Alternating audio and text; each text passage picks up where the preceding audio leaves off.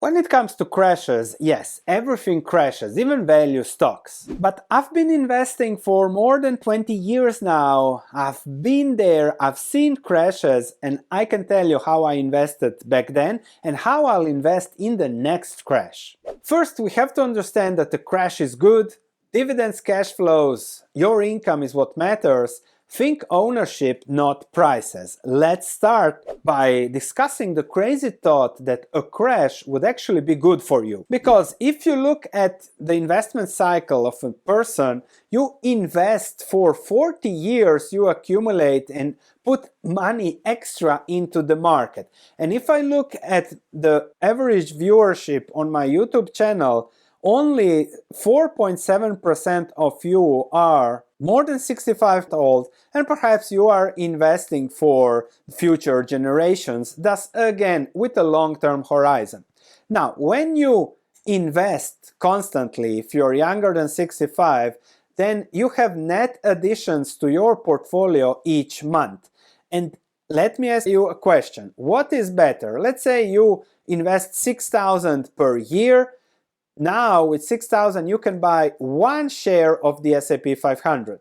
A few years ago with 6,000 you would buy 3 shares of the S&P 500. The thing is that if stocks now crash, then you can own more of what is good. And if you, let's say, have 100,000 invested, adding 1,000 a month, then with lower prices, that would give you great advantage because you could buy more and build wealth over time at cheaper prices. So even if the 100,000 crashed to 50,000, you should be excited about a crash because it will give you more wealth in the long term. And now, how to take advantage if I'm fully invested, Sven? That's usually the question.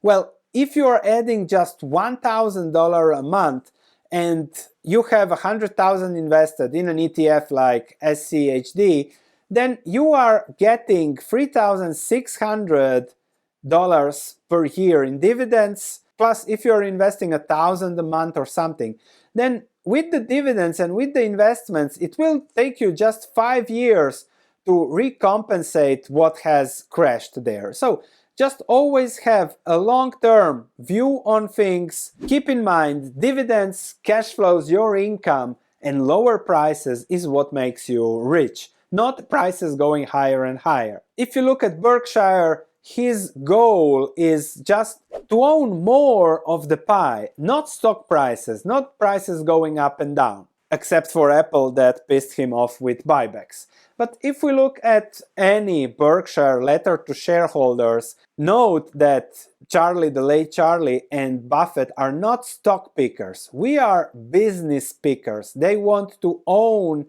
businesses. And sometimes they buy on the stock market, sometimes they buy whole businesses. The thing is that when prices are low, you can buy more of great businesses, and then if the company is pushing prices too high with buybacks, as Buffett said in his letters, the only way to make money there is to sell to the company. That is what he did with Apple. But let me ask you a question. If you own 1% of Apple now, that's 38 billion.